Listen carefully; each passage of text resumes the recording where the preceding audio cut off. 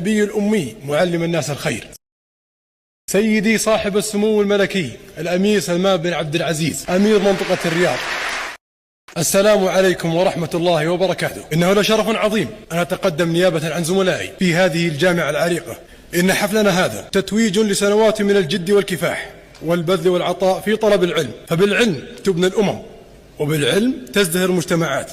وكم هو جميل يا سيدي أن نحتفل اليوم بتكريم العلم وأهله، ممثلا في تلك السواعد الفتية من أبناء وطننا الغالي التي حرصت على الاستفادة القصوى مما أتيح لها من علوم نافعة لتسعى لازدهار الوطن وعلو شأنه.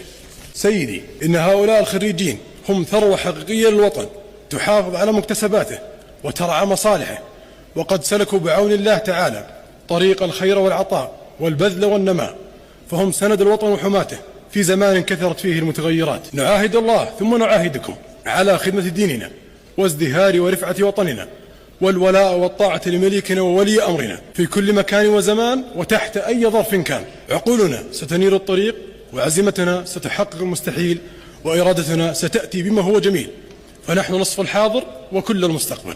وطالما أن المقام مقام شكر وعرفان، فأني نتوجه بالشكر الجزيل لمن لهم الفضل بعد الله، بدءا بالآباء والأمهات لتربيتهم الحسنة، ولأعضاء هيئة التدريس لبذلهم وجميل أعضائهم، ولإدارة هذه الجامعة العريقة لتهيئتها البيئة الخصبة للعلم والتحصيل. والله نسأل العون والتوفيق، وآخر دعوانا أن الحمد لله رب العالمين، والسلام عليكم ورحمة الله وبركاته.